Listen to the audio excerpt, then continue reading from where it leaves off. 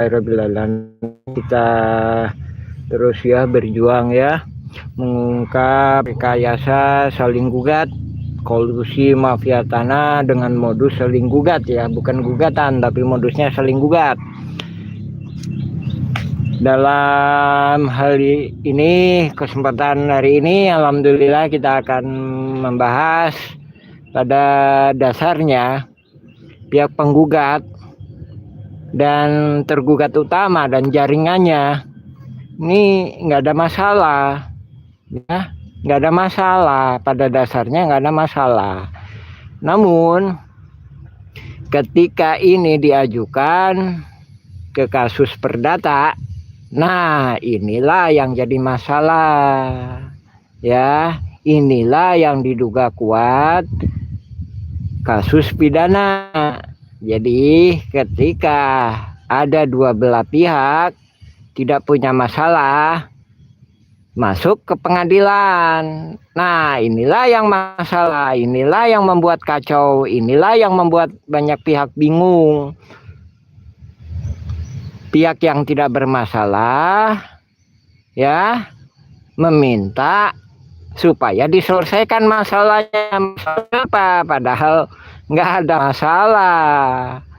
Dalam artian orang bekerja sama itu nggak masalah kan. Jadi penggugat dan tergugat utama dan jaringannya itu diduga bekerja sama. Kalau bekerja sama itu artinya nggak punya masalah. Jadi kalau punya masalah artinya nggak akan bekerja sama ya. Kita akan membahas putusan-putusan pengadilan negeri, kasus perdata maupun kasus pidana. Jadi pada dasarnya kasus perdata itu nggak ada. Jadi kasus perdata itu ada bila mana ada dua belah pihak ada masalah, barulah ada kasus perdata. Namun ini dengan motif-motif tertentu, yaitu menguasai objek yang lebih luas, yaitu objek-objek pihak ketiga untuk target alternatifnya, untuk target utamanya objek pihak kedua pun dipermasalahkan. Nah ini yang menjadi masalah. Jadi kalau objek pihak kedua dipermasalahkan, ya kan ntar kan bisa nyari objek di tempat lain. Dari situlah kolusi, bahkan juga solusi damai. Nah itulah yang jadi masalah. Jadi pada targetnya ya pihak ketiga yang dirugikan, dalam hal ini warga Kampung Cirapuan dan negara. Untuk itu kami juga mengajak Panglima Perang tertinggi Republik Indonesia, yaitu pihak yang bersemayam di dalam diri seorang pemimpin negara Republik Indonesia. Kenapa? Ya karena ini udah menyangkut rekayasa hukum, rekayasa birokrasi, dan lain daripada itu. Negara Kesatuan Republik Indonesia adalah negara yang berdaulat, punya hak dan kewajiban terhadap wilayah-wilayah administrasinya. Putusan pengadilan negeri perdata itu ada dugaan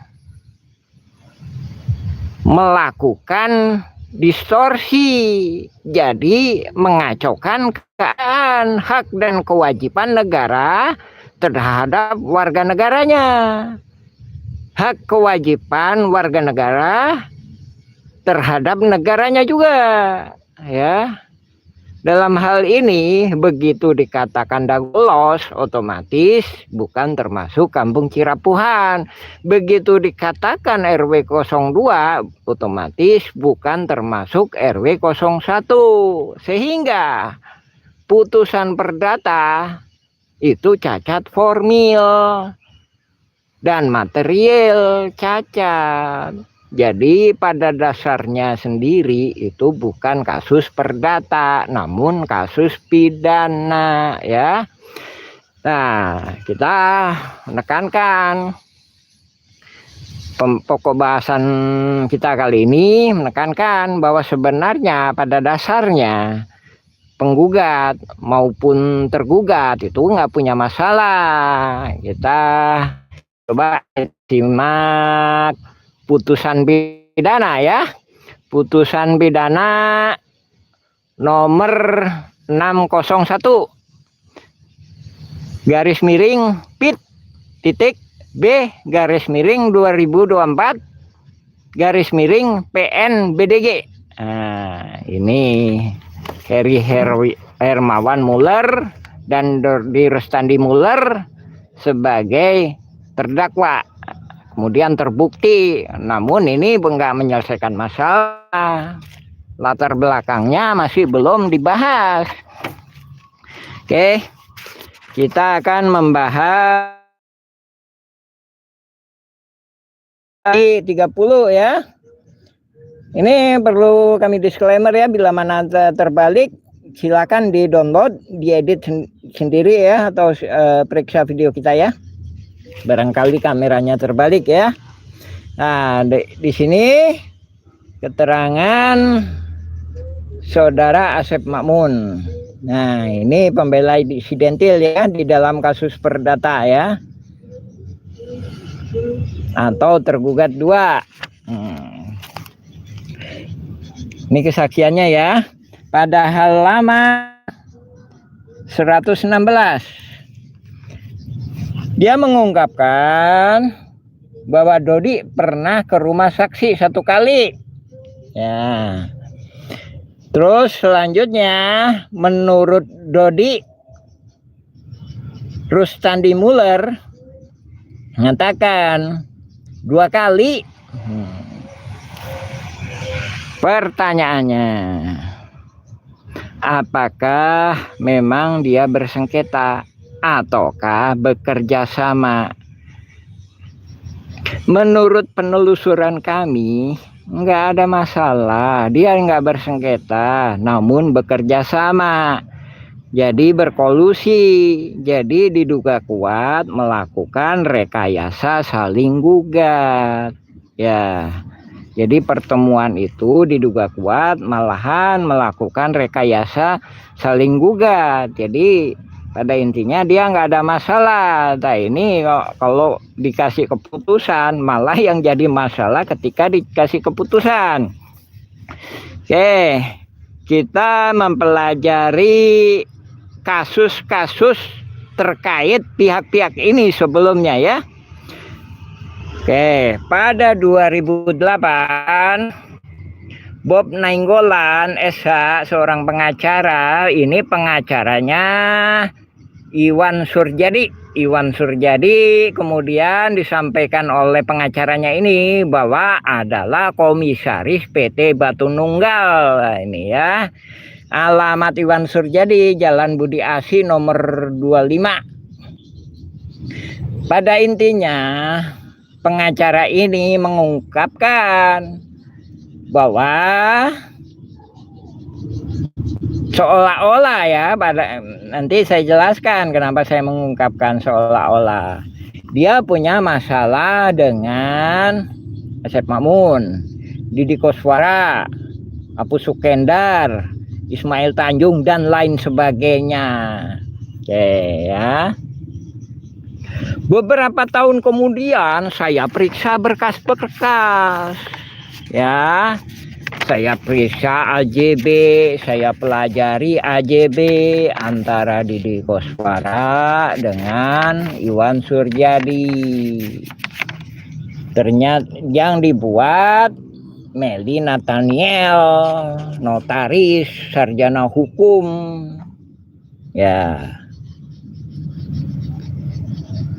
Ternyata setelah kami pelajari, jadi Didi Koswara, Asep Makmun, Apu Sukendar itu nggak ada masalah dengan Iwan Surjadi ternyata. kalau kita mempelajari AJB yang dibuat Melly Nathaniel dan juga SHM yang terbit ini, jadi nggak ada masalah. Jadi mereka malah bekerja sama membuat AJB, jadi kan nggak ada masalah kan, nggak ada masalah.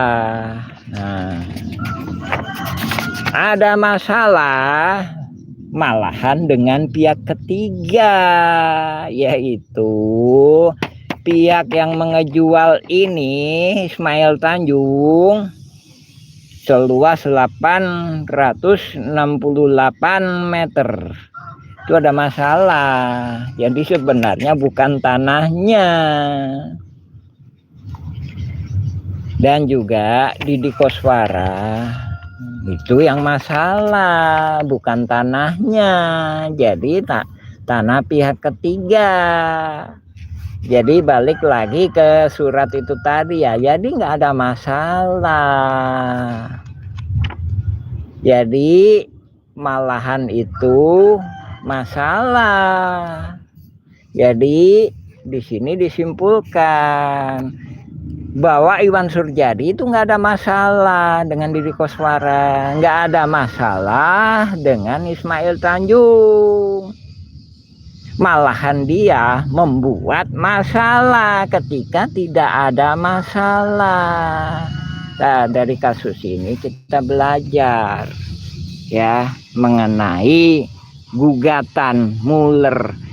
Jadi pada dasarnya tidak ada masalah. Penggugat tidak ada masalah, dengan tergugat utama nggak ada masalah. Terus bahkan kaitan dengan Iwan Surjadi itu tadi malahan diduga kuat pihak-pihak yang termaksud itu tadi berkolusi, bekerja sama, jadi nggak ada masalah di antara mereka. Malahan diduga kuat mereka bekerja sama atau bahasa lainnya berkolusi. Nah, itulah yang jadi masalah ya.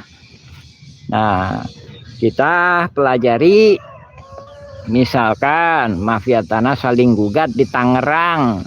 Pihak penggugat dan tergugat ada masalah? Nggak ada. Yang jadi masalah ketika dia merekayasa masalah. Nah, itu yang dirugikan ya pihak ketiga. Oke, kita bahas juga ya. Tadi udah kami bahas masalah pertemuan 2016 ya. Di sini juga ada terkait SHM 80 meter ya. 1 meter di sini menyebutkan ini hendak dilelang ya. Terus apa korelasinya?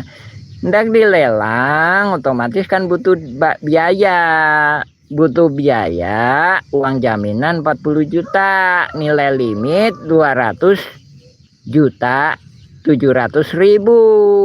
Artinya keluarga tergugat 1 dan keluarga tergugat 2 butuh dana. Terus apa korelasinya? Korelasinya kita bisa mempelajari pada putusan pidana nomor 601 garis miring bit titik B 2024 PE garis miring PNBDG. Di sini Jo Budi Hartanto mengungkapkan bahwa dia menyerahkan uang 300 juta. Nah, dari situ kita harus jeli mempelajari kasus ini. Jadi diduga kuat ujung pangkalnya itu ngalir juga ke tergugat yang berkolusi ya. Lain daripada itu, Silakan ntar di-download ya, ntar periksa kesaksian Jobudi Hartanto. Jobudi Hartanto menyerahkan uang 300 juta ya. Lain daripada itu, pada putusan perdata ya nomor 454 garis miring PDT titik G 2016 garis miring PN titik BDG ya. Di sini mengungkapkan bahwa pihak penggugat menguasai objek 220 meter di Dago Elos RW 02 RT 02. Terus apa korelasinya? Korelasinya riwayat ini ya, riwayatnya itu dari pihak yang bernama yang biasa dipanggil Budi Harley. Lokasinya pas di sebelah utaranya kantor pos, pas di sebelah utaranya ya. Korelasi lainnya bersambung ya ini ya. Budi Harley itu dari tergugat 2. Dalam hal ini Asep Makmun, pembela insidentil ya. Nah, malahan kerjasama, ada indikator kerjasama dan atau bahasa lainnya kolusi. Jadi nggak ada masalah ya kan. Jadi pihak penggugat maupun tergugat utama itu nggak ada masalah. Lokasinya di sana ya, di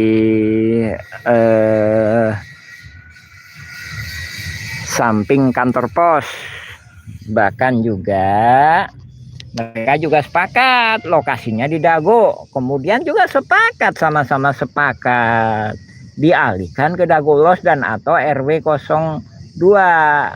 Nah, jadi kan sama-sama sepakat. Kalau sama-sama sepakat berarti kan nggak ada masalah. Nah, inilah yang jadi masalah. Masalah dengan pihak ketiga. Sebagaimana kasus Tangerang, sebagaimana tadi saya contohkan juga kasus Iwan Surjadi.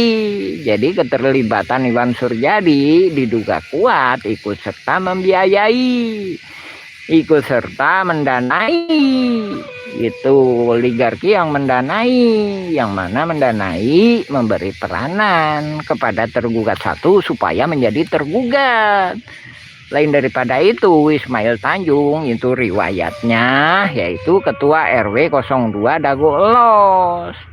Korelasinya mengubah Kampung Cirapuan menjadi Dago Elos ya. Jadi titik poinnya nggak ada masalah ya antara pihak penggugat dengan tergugat. Dari sini kemarin juga kita jelaskan judi fakti dalam hal ini pengadilan negeri dan pengadilan tinggi itu nggak berperan secara maksimal, nggak paham bahwa pada dasarnya pihak-pihak ini udah merekayasa. Pada dasarnya mereka tidak masalah, namun begitu masuk pengadilan, malahan itulah yang jadi masalah. Jadi sehingga PK kedua itu harus dibatal demi hukumkan. Karena nggak mungkin menyelesaikan masalah pada pihak-pihak yang tidak bermasalah. Yang jadi masalahnya ketika itu diselesaikan, nah itu akan jadi masalah dengan pihak ketiga. Dan lain daripada itu, misalkan DPR Komisi 2 datang ke BPN minta penjelasan kasus Dago Elos. Itulah yang jadi masalah. Kasus Dagolos sendiri nggak ada. Ya, jadi kasus Dagolos sendiri nggak ada. Maksudnya pihak penggugat dan tergugat utama dan jaringannya sendiri nggak ada masalah. Yang ada masalah yaitu tadi masalah yang diciptakan. Jadi rekayasa saling gugat adalah masalah yang diciptakan. Nah itu tadi juga Bob Nainggolan atas nama Iwan Surjadi, Komisaris PT Batu Nunggal, mengemukakan ada masalah dengan Didi Koswara dan Asep Makmun dan Aput Sukendar dan pengurus RT RW 02 Dagolos, padahal nggak ada masalah. Nah itulah yang jadi masalah pihak ketiga. Nah, begitu dikatakan ada masalah, begitu diberi keputusan ada masalah, itulah yang jadi masalah, ya. Itulah yang jadi masalah. Karena pada dasarnya ini nggak ada perdata di antara penggugat dan tergugat utama. Malahan perdata ini diciptakan. Itulah yang jadi pidananya dengan merekayasa. Nah ini kami juga terus terang keberatan dengan kesaksian BPN terkait objek-objek ini ada di Dagolos atau RW 02. Nggak ada riwayat keterangan masyarakat Dagolos itu adalah pasar yang luasnya 0,5 hingga 1 hektar. Ya, jadi kan nggak masuk akal 6,3 hektar berada di objek pasar yang luasnya hanya maksimal hanya 1 hektar. Kemudian mengalami perkembangan, kelah menjadi 1,9 hektar. Kan masih nggak masuk akal. Namun pihak penggugat yang nggak masuk akal ini ditambahin lagi, dikacaukan lagi dengan pernyataan tergugat dan jaringannya yang menyatakan 6,9 hektar ada di Dagolos dan atau RW 2. Nah itu yang jadi masalah, kan nggak masuk akal 6,9 hektar ada di 1 hektar atau hingga di 1,9 hektar. Nah itulah jadi titik poinnya, mereka manipulasi jadi Dagolos dan atau memanipulasi Egendom 3742 dan atau 647 seluas 5 hektar. Ya, itu sehingga mau dimenangkan penggugat otomatis berpotensi jadi kolusi. Dimenangkan tergugat sama juga berpotensi jadi kolusi. Kenapa?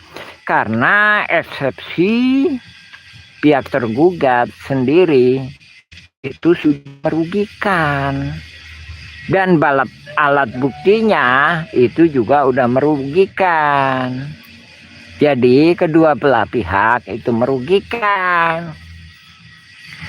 Bahkan dalam putusan pengadilan kasus pidana pun pihak tergugat juga bukan yang melaporkan. Jadi Asep Makmun juga bersaksi bahwa dia nggak melaporkan. Ya iya, dia tidak masalah.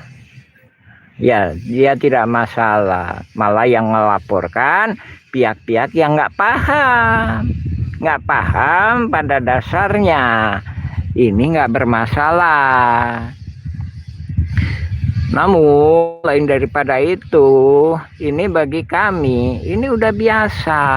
Jadi jaringan ini modusnya ya kayak gitu. Nah ini jaringan nasional yang gede ya. Nah ini pentingnya kita ngajak-ngajak pemerintah pusat itu. Ini jaringan gede penggugat, bukan, malah salah paham. Jaringan gede ini diduga kuat penggugat, tergugat utama dan jaringannya. Ya, kemarin kita udah bahas masalah Nyimas NC. Apa kaitannya dengan Nyimas NC? Jadi pihak penggugat pada putusan perdata halaman 34 mengungkapkan bahwa Egendom-Verponding nomor 1182 atas nama Jos Hendrik Muller. Namun pada kasus perkara lain ternyata atas nama Nyimas NC. Ya, dari sini. Jadi nomor Egendom-Verponding itu kan nggak asal tebak, berarti ada jaringan yang membocorkan hal ini. Nah, ini juga merugikan negara. Jadi ini jaringan besar. Nah, jadi modus-modus saling gugat itu banyak dipraktekkan. Nah, ini akan bermasalah bila mana Mahkamah Agung terkait hal ini memberi keputusan, itu yang malah jadi masalah. Yang jadi masalah ketika Mahkamah Agung ngasih keputusan terkait dengan hal ini juga.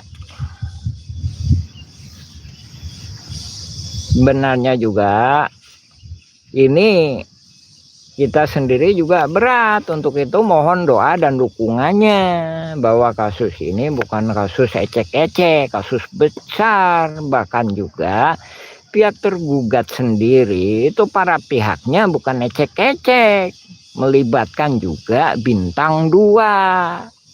Bintang 2 ada, pelajari, coba periksa baik-baik di kasus perdata ya, putusan perdata di halaman 80 hingga 89, periksa satu-satu namanya, itu ada bintang 2 itu.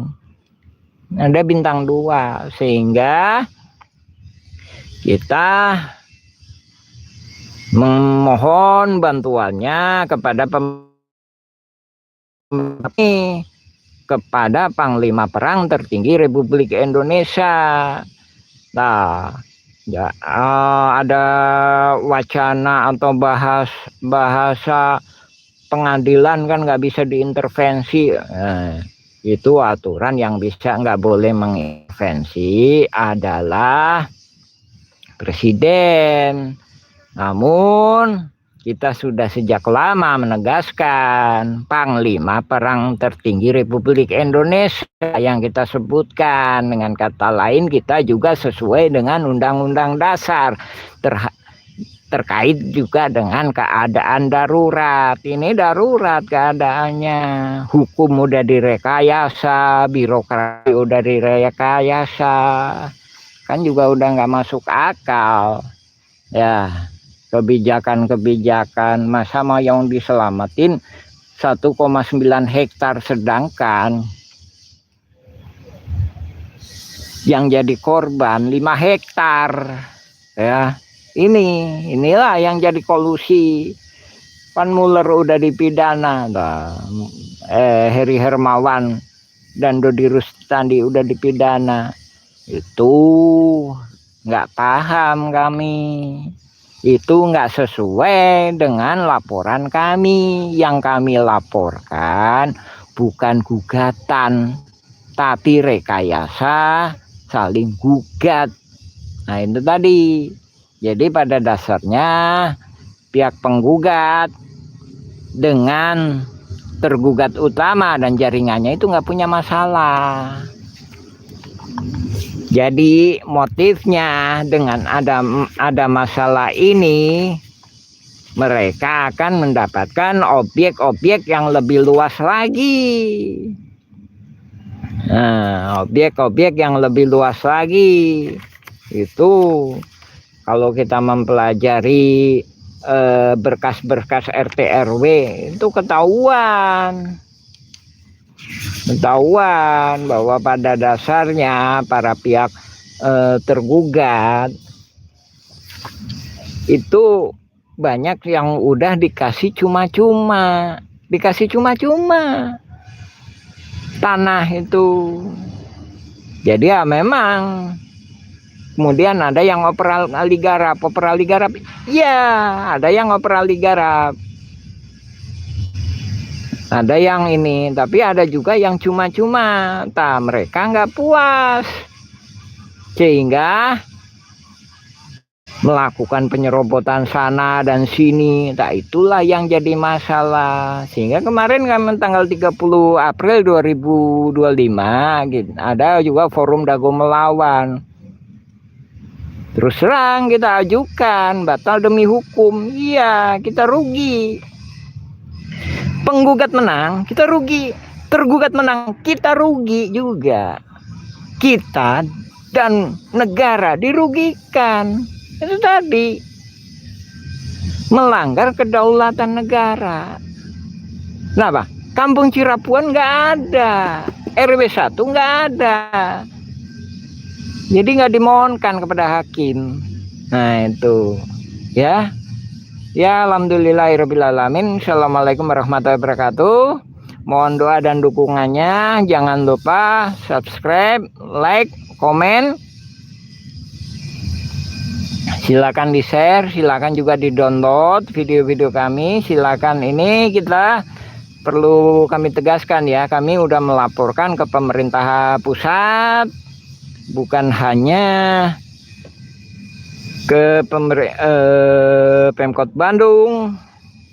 Kita sudah mengirim surat ke Pemkot Bandung, DPR, Gubernur Jabar, ke DPR Jawa Barat, ke Menteri Dalam Negeri, bahkan juga ke BPN, Ombudsman, Komnas HAM, Menteri HAM, dan lain sebagainya. Namun sangat sayangkan ada beberapa pihak kelihatannya kok seolah-olah nggak menerima surat dari kita. Bahkan kita sendiri juga udah berkirim surat ke Pengadilan Negeri, ke Pengadilan Tinggi, juga ke Mahkamah Agung. Ya, alhamdulillahirobbilalamin. Assalamualaikum warahmatullahi wabarakatuh.